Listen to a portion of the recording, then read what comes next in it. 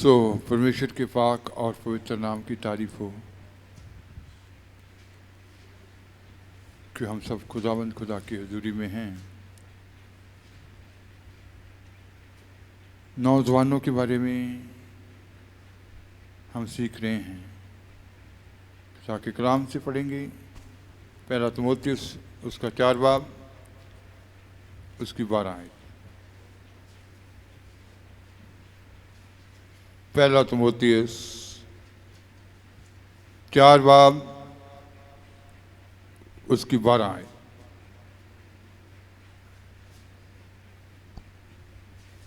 कोई तेरी जवानी को तुच्छ ना समझने पाए, पर वचन और चाल चलन और प्रेम और विश्वास और पवित्रता में विश्वासियों के लिए आदर्श बन जा।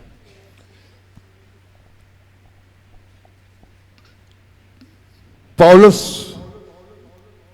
तिमोथियुस को जी कह रहा है, कोई तेरी जवानी को तुच्छ ना जाने, कोई तेरी जवानी को तुच्छ ना जाने, पर वचन लेकिन पर वचन और चाल चलन और प्रेम और विश्वास और पवित्रता में विश्वासियों के लिए आदर्श बन जा।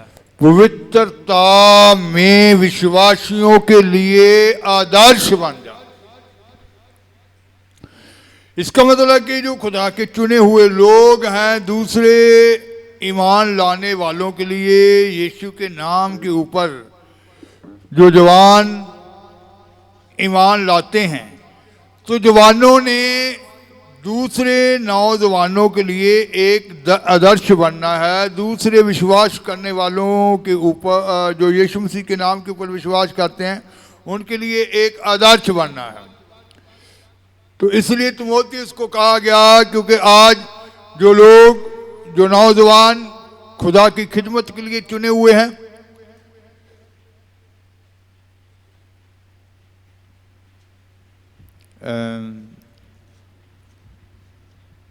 जलंधर में से एक बच्चा, नौजवान 7th क्लास का स्टूडेंट था। वो थोड़े दिन पहले मिलने के लिए आया, तो वो बता रहे थे कि उसकी माँ ने उसको कहा था कि तू चुना हुआ है, खुदा का चुना हुआ है, इस बात को हमेशा याद रखना।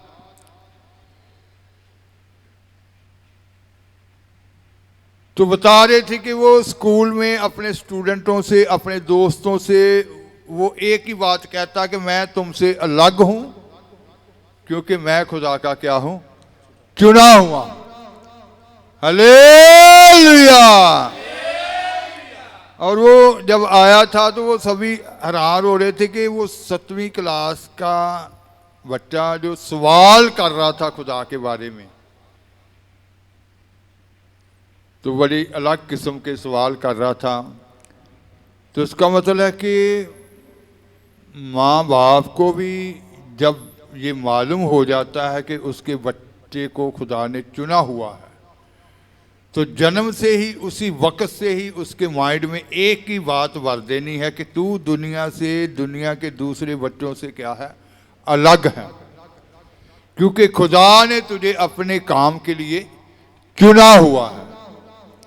मूसा की माँ ने दूध पिलाते वक्त ही उसके अंदर ये बात भर दी थी, ये बात डाल दी थी कि तू मिस्री नहीं है, तू क्या है, इस्राएली है। मूसा की माँ ने ही उसके अंदर ये बातें डाल दी थी। तो आज भी माँ बाप को बच्चों के जीवन में, जवानों के जीवन में ये शुरुआत से ही ये बातें डाल देनी चाहिए कि तू चुना हुआ है, खुदा के लिए अलग किया हुआ है।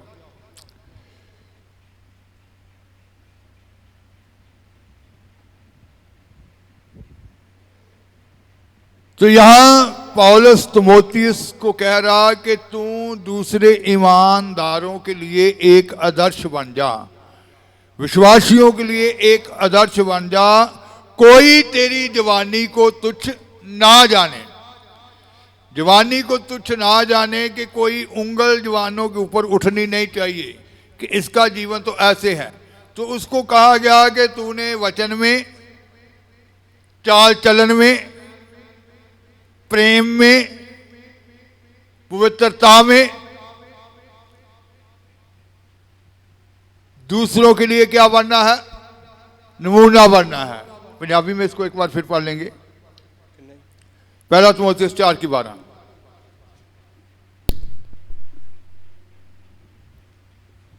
कोई तेरी जवानी ਨੂੰ ਤੁਛ ਨਾ ਜਾਣੇ, ਸਗੋਂ ਤੂੰ ਨੇਚਾਵਾਨਾਂ ਲਈ ਬਚਨ ਵਿੱਚ, ਚਾਲ ਚੱਲਣ ਵਿੱਚ, ਪ੍ਰੇਮ ਵਿੱਚ, ਨੇਚਾ ਵਿੱਚ, ਪਵਿੱਤਰਤਾਈ ਵਿੱਚ ਨਮੂਨਾ ਬਣੀ।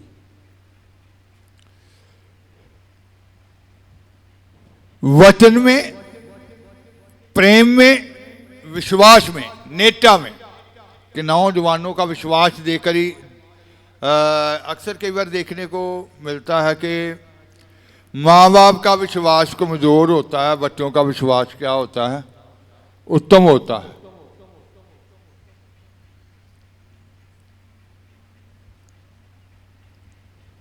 माँ बाप से बच्चों का विश्वास उत्तम होता है। बहुत सारे ऐसे बच्चों के बारे में सुनने को मिलता है कि छोटे बच्चे हैं, वो कहते हैं कि हम दवाई नहीं खाएंगे, हमें यीशु मसीह ही क्या करेगा? चंगा करेगा। माँ बाप के अंदर डर होता है कि नहीं, डॉक्टर के पास जाना है, दवाई तेरे को क्या करनी पड़ेगी? खानी पड़ेगी। माँ बाप के विश्वास में और बच्चे के विश्वास में अंतर आ गया ना। बच्चों का विश्वास होता है कि खुदा उसको क्या करेंगे? चंगा करेंगे।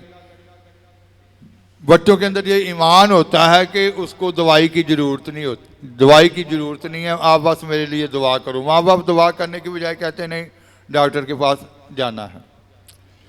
तो बच्चों का विश्वास, उस बच्चे के बारे में, उस बच्चे के बारे में बता रहे थे कि जिस दिन वो यहाँ मिलने आया था, उसको बताया गया था कि रसूल होते हैं, नबी होते हैं। तो वो देखने आया था कि रसूल कैसे होते हैं, नबी कैसे होते हैं। तो पहले कहते हैं कि वो दुआ में बैठने से डरता होता था, गेम ही खेलता रहता होता था, पबजी और दूसरे। लेकिन जिस दिन का इधर से होकर गया, उसने वो क्या कर दिया? उधर से ध्यान छोड़ दिया और दुआ में बैठना शुरू कर दिया। तो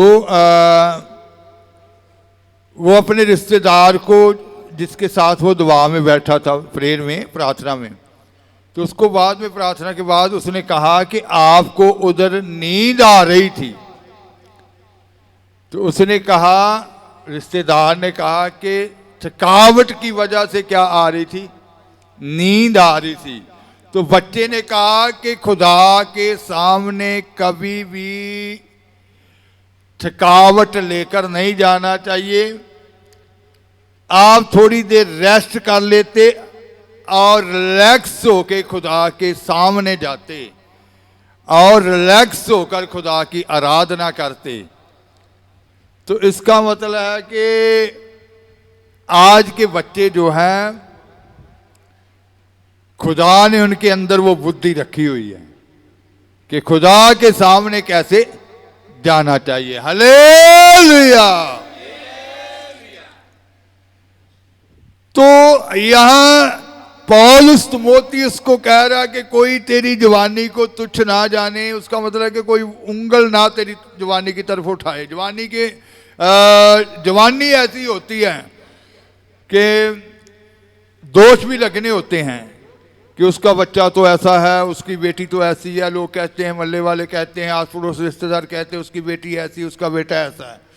तो कोई तेरी जवानी को तुच्छ ना जाने। तू विश्वासियों के लिए कहता कि वचन में, प्रेम में, नेता में, पवित्रता में क्या बनना है? आदर्श बनना है। तो इसका मतलब है कि आज जितने खुदा के चुने हुए बच्चे हैं, नौजवान हैं, ये सब दूसरे बच्चों के लिए, नौजवानों के लिए एक आदर्श बनने के लिए चुने गए हैं। तो माँ बाप को भी चाहिए छोटे बच्चों को ही ये बात सिखानी चाहिए कि तूने दूसरे बच्चों से अलग नज़र आना है। दूसरे बच्चे शरारत कर रहे हैं तो तूने संगत के बीच में शरारत नहीं करनी उनकी तरफ देख के। वो पिछले संडे बता रहे थे कि संडे को कुछ बच्चे जो हैं इधर आके बंदगी उधर चल रही होती है तो लटक जाते हैं, तो इसका मतलब है कि माँ बाप का कर्तव्य बनता है कि वो उनका बच्चा उनके पास ही बैठा है या नहीं बैठा, कि उधर ध्यान देना चाहिए। तो पौलुस ने ये जब बात तीमुथियुस को कही, तो आज नौजवानों का जीवन जो है एक दूसरों के लिए आदर्श होने के लिए उनका चाल चलन जो है, उनकी बातचीत जो है वो बहुत पवित्र होनी चाहिए। उनकी बातों के द्वारा भी खुदा की महिमा प्रकट होनी चाहिए, उनके उठने बैठने द्वारा, चलने द्वारा। जब वो स्कूल में पढ़ते हैं, कॉलेज में पढ़ते हैं, जब वो अपने दोस्तों के साथ, मित्रों के साथ पिकनिक पे जाते हैं, घूमने जाते हैं, तो उनके अंदर एक अलगताई उनकी बातों के द्वारा, उनके चलने के द्वारा, उनके उठने के द्वारा, उनके बैठने के द्वारा अलग नजर आनी चाहिए। तो ये बातें जो हैं, हमारी बातें जो हैं, हमारा चाल चलन जो है, इसका सीधा लिंक जो है वो मन के ऊपर है। मन ही ऐसा है जहां से अच्छी और बुरी बातें क्या होती हैं, निकलती हैं। मैं देख रहा था आज वादत में बाकी सभी बच्चे गा रहे थे, और एक ये बच्ची जो थी, ये केवल इसका ध्यान, जब भी देखो, जब ध्यान पड़ गया तो फिर इसने ताली बजानी शुरू कर देनी है, फिर ध्यान कदर हो जाता है शरारतों की तरफ। तो इसका मतलब है कि माँ बाप को बच्चों के लिए क्या करनी चाहिए, दुआ करनी चाहिए। तो आज मन के ऊपर ये इसका सीधा कनेक्शन, हमारे चाल चलन का, हमारी बातचीत का सीधा कनेक्शन क्या है, मन के ऊपर है। तो जैसा उत्पत्ति 8 बाब उसकी 21 आयत में लिखा है, पढ़ेंगे।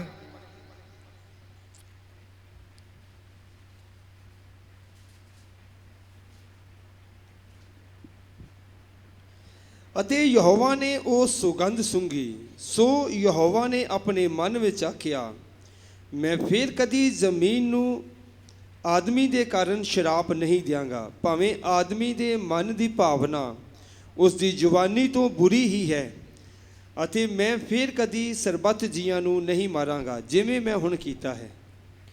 इस पर यहोवा ने सुखदायक सुगंध पाकर सोचा, मनुष्य के कारण मैं फिर कभी भूमि को श्राप ना दूंगा।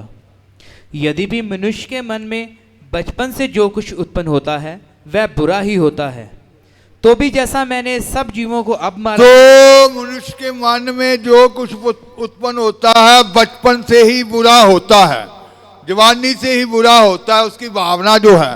तो इसका मतलब अच्छे विचार, बुरे विचार मन से ही निकलते हैं। तो अगर खुदा के बच्चे जो हैं, चुने हुए लोग जो हैं, नौजवान बेटे बेटियां जो हैं, उन्होंने दूसरों के लिए आदर्श बनना है, तो इसका मतलब है कि केंद्र स्थान जो है वो मन है। केंद्र स्थान जो है कि यहाँ से विचार अच्छे निकलें वो मन है। तो इसका मतलब है कि मन को कंट्रोल करने के लिए पौलुस ने इसके बारे में कहा। अफिसियां 6 बाब उसकी 14 आयत पढ़ेंगे।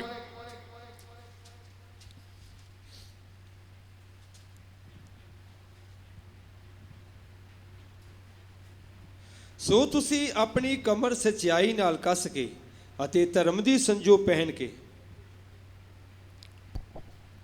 इसलिए सत्य से अपनी कमर तो कसकर, पौलुस कहता कि सच्चाई से अपनी कमर को क्या कर लो, बांध लो। सत्य से, सच्चाई से अपनी कमर को क्या करना है, बांधना है। तो पतरस सच्चाई से कमर बांधने की तुलना जो है वो कर रहा है मन के साथ। पहला पतरस 1 बाब उसकी 13 आयत।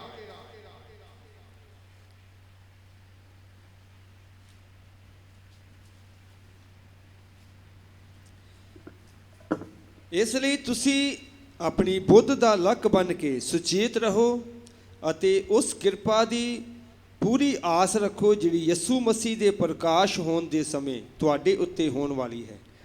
इस कारण अपनी अपनी अपनी बुद्धि की कमर बांधकर, अपनी अपनी बुद्धि की कमर बांधकर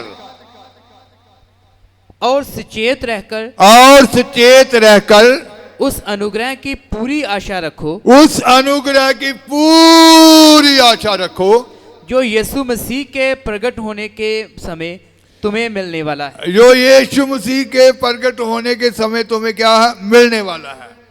तो कहता कि अपनी बुद्धि की कमर क्या कर लो, बांध लो। तो सच्चाई से कमर बांधना अपनी बुद्धि की कमर बांधना है। बुद्धि जो है वो मन के जहाँ से विचार निकलते हैं, हमारी बुद्ध जो है वो उसकी कमर बांधना है। सच्चाई से कमर बांधने का मतलब है तो सच्चाई जो है, सच्चाई से कमर बांधना। पौलुस ने कहा कि सत्य से कमर को क्या कर लो, बांध लो। तो पतरस कह रहा कि अपनी बुद्धि से कमर क्या कर लो, बांध लो। तो सच्चाई से कमर बांधने का मतलब है कि बुद्धि की कमर बांधना। तो सच्चाई क्या है, खुदा का कलाम, खुदा का वचन। वचन कहता है 119 की 11 आयत जब हम पढ़ते हैं तो वहां लिखा गया, पढ़ेंगे।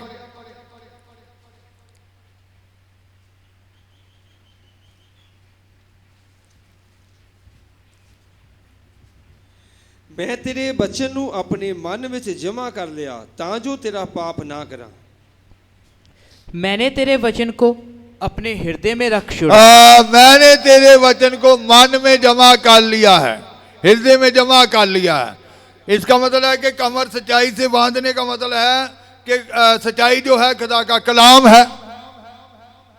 खुदा के कलाम से कमर बांधने का मतलब है कि जैसे पतरस ने इसकी तुलना बुद्धि के साथ, मन के साथ की है, तो मन में कलाम को क्या करना, इकट्ठा करना। तो आज नौजवानों को, बच्चों को ज़्यादा से ज़्यादा खुदा का कलाम, बाइबल को पढ़ना चाहिए, खुदा के कलाम को सुनना चाहिए और इस मन में उसको क्या करना है, इकट्ठा करना है। तो बच्चों को ज़्यादा माँ बाप का कर्तव्य है कि उनको बाइबल पढ़ने के लिए प्रेरित करना चाहिए कि वो एक दिन एक छोटा बच्चा था, याद है आपको वो कौन बच्चा था, उसने पूरे पुराने नेम की किताबें भी ऐसे ही ज़बानी, पुराने नेम की बुक्स के नेम, नए नेम की बुक्स के नेम, छोटा बच्चा था वो, कि पूरे के पूरे ही उसने क्या कर दिए, फटाफट ऐसे सुनाए कि पढ़कर भी उतनी तेजी से शायद ना सुना सके। वो बच्चा छोटा था वो, तो उसने पूरे पुराने नेम की बुक्स के नेम और नए नेम की, वो मुझे याद नहीं आ रहा कि किसका बच्चा था, उन्होंने कहा कि ये सुनाएगा, छोटा था वो। तो इसका मतलब है कि माँ बाप के अंदर ये लगन होनी चाहिए कि इसके अंदर मैंने कलाम भरना है। जैसे मैंने बताया कि मूसा की माँ ने उसी वक्त दूध पिलाते वक्त ही जितने दिन वो फ़िरौन के महल में रही, उसके अंदर खुदा की बातों को भर दिया, खुदा के कलाम को भर दिया। पहले भी एक बार खुदा के वचन से सिखाया गया था कि जब माँ बच्चे को दूध पिलाती है तो अगर वो खुदा की बातें करेगी, खुदा के कलाम की बातें करेगी, तो दूध के वसीला से खुदा की बातों का असर उसके अंदर जाएगा। अगर माँ झगड़ा करती रहेगी, इधर उधर की बातें करती रहेगी, दूध के वसीला से उसके अंदर वो ही असर जाएगा। तो ये माँ के ऊपर ही डिपेंड होता है कि बच्चे का जीवन कैसे बनाना है। खुदा ने चाहा जब बहनों की कभी बंदगी हुई माँ के विषय में, तो इस बारे में ज़रूर फिर से सिखाया जाएगा कि जन्म से ही कैसे, क्योंकि जितने भी बाइबल में हुए हैं, सुलेमान है, यीशु मसीह है, मूसा है, इन सब के पीछे उनकी माँ का याद था। तो आज जवान हम देख रहे हैं समाज में किस दिशा में जा रहे हैं, नशे की गुलामी में है, पाप में है। तो फिर जवानी को कोई तुच्छ ना जाने, तो जवानी के अंदर, जवानी के बीच में मन से अच्छे विचार, अच्छा चाल चलन, अच्छी बातचीत हो, तो फिर मन के ऊपर ही वो सारा केंद्रित है। तो मन के अंदर उस कलाम को कहता कि मैंने इस कलाम को क्या कर लिया है, इकट्ठा कर लिया है, जमा कर लिया है। तो पौलुस इस मन की तुलना जड़ के साथ करता है कि अगर जड़ पवित्र है तो फिर पेड़ भी क्या है, पवित्र है। रोमिया 11 बाब उसकी 16 आयत को पढ़ेंगे।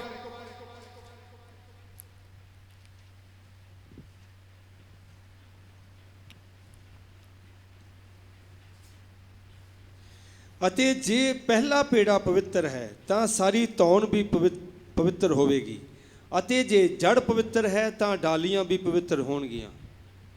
जब भेंट का पहला पेड़ा पवित्र ठहरा, जब भेंट का पहला पेड़ा पवित्र ठहरा तो पूरा गूंदा हुआ आटा भी पवित्र है। गूंदा हुआ आटा भी क्या है, पवित्र है। और जब जड़ पवित्र ठहरी तो डालियां भी ऐसी ही। जड़ पवित्र ठहरी तो डालियां भी पवित्र ही ऐसी ही होंगी। तो इसका मतलब है कि मन ही हमारे शरीर का केंद्र स्थान है। ये पवित्र है, यहां से विचार पवित्र है। ये नहीं है कि आप लोग संगत में बैठे हुए हैं, है ना, बाद में जितने भी सुनेंगे। ये नहीं है कि इंसान, नौजवान बच्चे कई बार संगत में बैठे हुए हैं, जो ध्यान कहाँ होता है, मोबाइल के ऊपर जो देखा होता है, मोबाइल के ऊपर पबजी खेली होती है, गेम खेली होती है, ध्यान होता है कि आगे जाकर वहां से गेम खेलनी है। अगर गलत मलत देखा होता है तो दिमाग में वो ही घूमता रहता। शरीर संगत के बीच में होता है, लेकिन मन कहीं और होता है। तो जैसे कहते हैं कि जहां तेरा मन वहां तेरा तन, है ना। इसका मतलब मन अगर उधर है तो समझ लो तन भी उधर ही है। संगत में तो फिर एक गिनती है बस की, वो आया था। यहां तेरा मन वहां तेरा तन, इसका मतलब शरीर वहीं होता है। तो जब भी बच्चे हों, जवान हों, सियाने हों, बुजुर्ग हों, दुआ में बैठना है, संगत में बैठना है, खुदा के कलाम को पढ़ने बैठना है, तो फिर एक ही केंद्रित ध्यान जो है उधर ही केंद्रित होना चाहिए। बहुत सारे लोगों का ध्यान जो है इधर उधर होता रहता है। घर के, जैसे बहनों का ध्यान दुआ में भी घर के काम की तरफ होता है ना।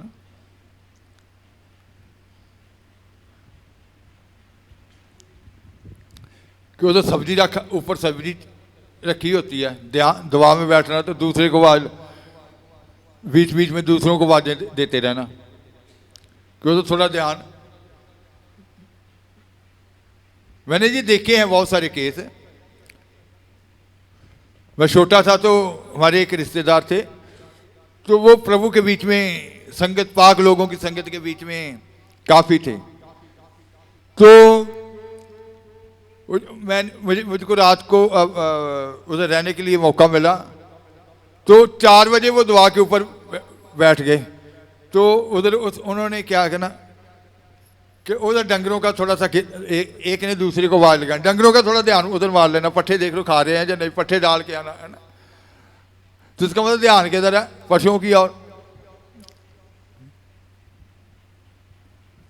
तो साथ में करते जाना तारीफ तारीफ तारीफ तारीफ तारीफ, फिर बीच में कोई बात, वो काम कर आना, तारीफ तारीफ तारीफ तारीफ तारीफ।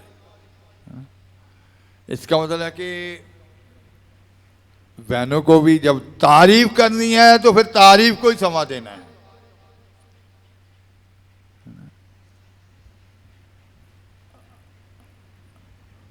बहुत सारे तो काम के डर से भी दुआ करते हैं, है ना, कि काम करने का, उधर सब्जी बनाने का, खाना बनाने का वक्त है कि कोई और ही कर ले, तो मैं तो दुआ में हूं।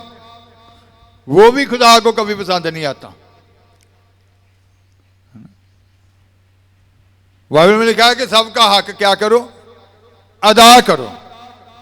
आपकी जिम्मेवारी है, माँ बाप की भी जिम्मेवारी है बच्चों के प्रति, पति की पत्नी के प्रति, पत्नी की पति के प्रति।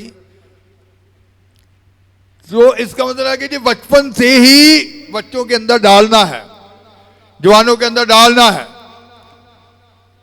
तो इसका संबंध जो है मन के साथ है। तो मन में कलाम जमा करना है। तो पौलुस जैसे कह रहा है कि जड़ पवित्र है तो डालियां भी क्या है, पवित्र हैं। तो ये मन के विचार शुद्ध है तो आपका जीवन भी क्या है, शुद्ध है, ख्यालात शुद्ध है, ख्यालात शुद्ध हैं तो फिर आप तरह तरह की बातें करने वालों के बीच में कभी भी नहीं बैठेंगे, ताश खेलने वालों के बीच में, नशा पीने वालों के बीच में, फिर गलत मलत बातें करने वालों के बीच में आप कभी भी नहीं खड़े होंगे। आपका मन ही नहीं करेगा उधर खड़े होने के लिए। फिर आपका ध्यान किधर होगा? जो खुदा के कलाम की बातें करते हैं, जो स्तुति आराधना करते हैं, उनके बीच जाकर बैठने को दिल करेगा, आराधना करने को दिल करेगा, खुदा का वचन पढ़ने को दिल करेगा, एक दूसरे से वचन की बातें करने को दिल करेगा। तो इसका मतलब है कि जड़ पवित्र होनी चाहिए, मन पवित्र होना चाहिए। इसके अंदर मन तभी पवित्र होता है जब इसको अच्छी बातों की तरफ इसका ध्यान लगाया जाएगा।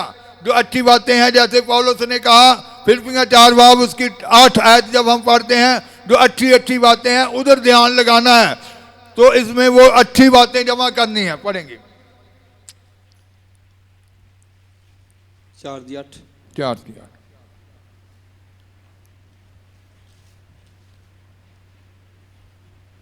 ਮੁੱਕਦੀ ਗੱਲ हे ਭਰਾਵੋ, ਜਿਹੜੀਆਂ ਗੱਲਾਂ ਸੱਚੀਆਂ ਹਨ, ਜਿਹੜੀਆਂ ਆਦਰਯੋਗ ਹਨ, ਜਿਹੜੀਆਂ ਯਥਾਰਥ ਹਨ, ਜਿਹੜੀਆਂ ਸ਼ੁੱਧ ਹਨ, ਜਿਹੜੀਆਂ ਸੁਹਾਣੀਆਂ ਹਨ, ਜਿਹੜੀਆਂ ਨੇਕ ਨਾਮੀ ਦੀਆਂ ਹਨ, ਜੇ ਕੁਝ ਗੁਣ ਹੈ ਤਾਂ ਜੇ ਕੁਝ ਸੋਭਾ ਹੈ ਤਾਂ ਇਹਨਾਂ ਗੱਲਾਂ ਦੀ ਵਿਚਾਰ ਕਰੋ। इसका मतलब है कि विचार, कौन सी बातों की तरफ पौलुस कहता विचार करने चाहिए, मन में कौन सी बातें वर्णी है। हाँ जी पढ़ेंगे। इसलिए हे भाइयों, जो बातें सत्य हैं, जो बातें सत्य हैं, सच्चाई की बातें हैं, और जो बातें आदरणीय हैं, जो बातें आदरणीय हैं, और जो बातें उचित हैं, जो बातें उचित हैं, और जो बातें पवित्र हैं, जो बातें पवित्र हैं, और जो बातें सुहावनी हैं, जो बातें सुहावनी हैं, और जो बातें मन भावनी हैं, जो बातें मन भावनी हैं, और जो भी सद्गुण और प्रशंसा की बातें हैं, जो भी सत्गुण और प्रशंसा की बातें हैं, उन पर ध्यान लगाया करो। उन पर ध्यान लगाया करो। इसका मतलब ध्यान अच्छी बातों की ओर लगेगा तो इधर अच्छी बातें जमा होंगी। ध्यान बुरी बातों की ओर लगेगा तो फिर इधर बुरी बातें जमा हो जाएंगी। तो फिर जड़ पवित्र नहीं है तो फिर डालियां भी कभी पवित्र नहीं हो सकती। अच्छी बातें इधर जमा करेंगे बच्चों के जीवन में, नौजवानों के जीवन में, तो फिर अपने आप ही डालियां क्या हो जाएंगी? पवित्र हो जाएंगी। वो जवानी के बीच में फिर कभी भी नशे के रास्ते के ऊपर नहीं चलेंगे। वो जवानी के बीच में कभी भी ऐसे जवानी के जो पाप हैं उनके बीच में नहीं चलेंगे। ऐसे जवानों से दूर रहेंगे।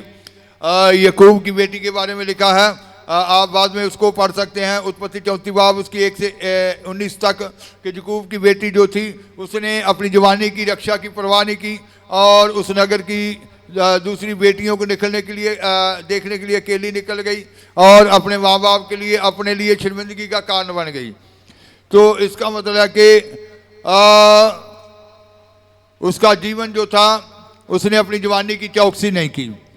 तो आज नौजवान बेटियां, नौजवान बेटों को अपनी जवानी की चौकसी करना है और माँ बाप के लिए भी बरकत का कारण बनना है, रिश्तेदारों के लिए, कलीसिया के लिए, खुदा के लोगों के लिए बरकत का कारण बनना है, दूसरों के लिए आदर्श बनना है। जैसे पौलुस ने कहा कोई तेरी जवानी को तुच्छ ना जाने, और दूसरे विश्वासियों के लिए उसने कहा कि तूने आदर्श बनना है। किस बात में? वचन में, प्रेम में, नेता में, पवित्रता में, उन सारी बातों में, चाल चलन में, सारी बातों में कहता तूने दूसरे विश्वासियों के लिए क्या बनना है? आदर्श बनना है। तो माँ बाप को अपने बच्चों को एक ही बात सिखानी है कि तू दूसरे बच्चों से अलग है, तू खुदा का क्या है?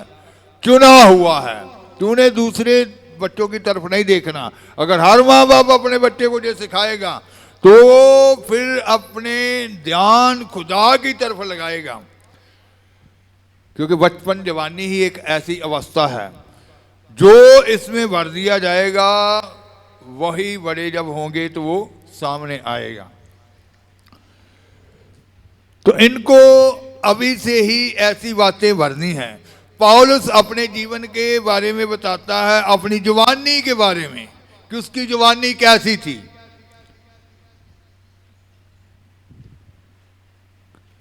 प्रेरितों के 26 बाब उसकी 4 और 5 आए।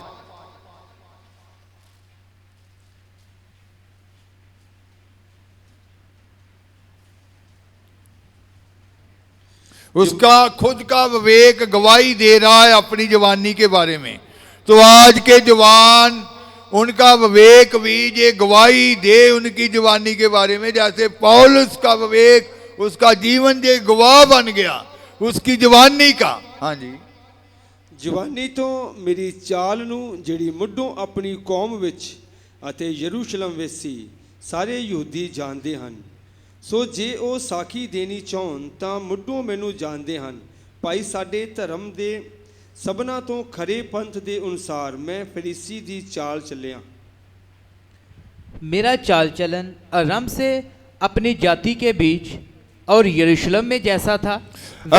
मेरा चाल चलन, पौलुस अपनी जवानी, उसका विवेक, उसकी जवानी की गवाही दे रहा। तो आज खुदा के चुने हुए बच्चों का विवेक उसकी जवानी की गवाही दे। मेरा चाल चलन, मेरी जवानी कैसी थी, मेरा चाल चलन कैसा था, किन लोगों के बीच में, अपनी जाति के लोगों के बीच में और यरूशलेम में जैसा और था, पूरे यरूशलेम के लोगों, जवानों के बीच में, वह सब यहूदी जानते हैं। ये सारे यहूदी जानते हैं। इसका मतलब है कि पूरे यहूदियों के बीच एक क्या जवानी में वो क्या था, एक दूसरे बच्चों के लिए आदर्श था। यदि खुदा ने उसको बाद में देखो चुना है, लेकिन पहले से ही उसका जीवन धार्मिक बातों वाला था।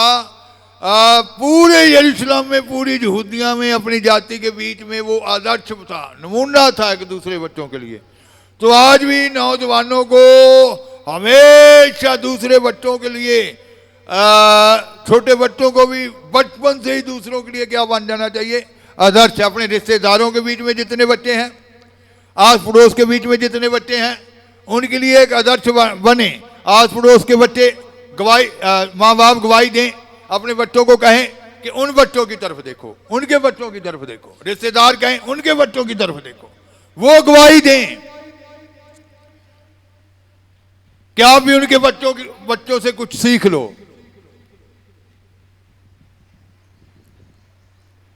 अभी अभी एक वीडियो वायरल हुआ था कि स्कूल का छोटा बच्चा था, साइकिल पे जा रहा था, बारिश बहुत तेज थी, तो रोड के ऊपर वो पानी रुका हुआ था। तो वो जो पानी निकलने के लिए था, उधर वो गंदगी थी। उसने बैग पीछे, स्कूल का बैग पीछे, साइकिल वहाँ लगाया, उसके हाथ से ही वो सारा मिट्टी हटानी शुरू की कि पानी क्या हो जाए, निकल जाए। तो इसका मतलब है कि अच्छे विचार, अच्छे गुण कब पैदा होते हैं, जब अच्छे लोगों की संगति की होगी, जब अच्छे विचारों की ओर ध्यान दिया होगा, जैसे पौलुस ने कहा। तुझे पौलुस अपनी जवानी के बारे में, अपने चाल चलन के बारे में कह रहा है कि सारे यहूदी गवाह हैं, वो जानते हैं। और आगे 5वीं आयत, यदि वह गवाही देना चाहें, यदि वह मेरे बारे गवाही देना चाहें, तो आरंभ से मुझे पहचानते हैं, वह शुरू से ही मुझे पहचानते हैं कि मैं फरीसी होकर अपने धर्म के सबसे खरे पंथ के अनुसार चला। मैं फरीसी होकर अपने धर्म के सारे खरे पंथ के अनुसार ही जीवन व्यतीत किया। इसका मतलब वो जवानी में से, बचपन से ही, शुरू से ही उसका लगाव जो था अच्छी बातों की ओर था, उसका ध्यान जो था अच्छी बातों की ओर था, धार्मिक बातों की ओर था। जवानी में ही वो दूसरी अपनी जाति के बीच में आदर्श बन गया, यहूदियों के बीच में एक आदर्श बन गया। सारे उसकी गवाही दे रहे हैं कि बच्चा हो तो उस जैसा। तो इसका मतलब है कि आपने भी, आप आस पड़ोस के बीच में बच्चों ने दूसरे बच्चों के लिए आदर्श बनना है, स्कूल के बीच में दूसरे बच्चों के लिए आदर्श बनना है। आप ट्रिप पे जाते हैं, उधर भी आपने आदर्श बनना है। अच्छी बातें ही आपके जीवन से नजर आनी चाहिए, आपकी बातचीत से, आपके चाल चलन से अच्छी बातें ही नजर आनी चाहिए। तो आज जवानी में ही अपने चाल चलन को ऐसा बनाएं कि दूसरे ईमानदारों के लिए, दूसरे विश्वास करने वालों के लिए वो चाल चलन आदर्श बन जाए। तो आज से ही आप अपनी मन को उन अच्छे विचारों से भरें, उन खुदा के कलाम से भरें, अच्छी बातों से भरें, ताकि आपका मन जो आपके जीवन का केंद्र स्थान है, जो जड़ है आपके जीवन की, तो आपका चाल चलन, आपकी आंखें, आपकी बोलचाल, आपके कान, ये सब शुद्ध हो जाएंगे। क्योंकि जड़ पवित्र है तो डालियां भी क्या हो जाएंगी? शुद्ध हो जाएंगी, पवित्र हो जाएंगी। तो मन में अब से ही वो अच्छी बातें भरनी हैं, वो कलाम भरना है, ताकि आपकी जुबानी के ऊपर कोई भी दोष लगने ना पाए, कोई तेरी जुबानी को तुच्छ ना जाने, और जुबानों के लिए तू क्या ठहरे? आदर्श ठहरे। आंखें बंद करेंगे और दुआ किया।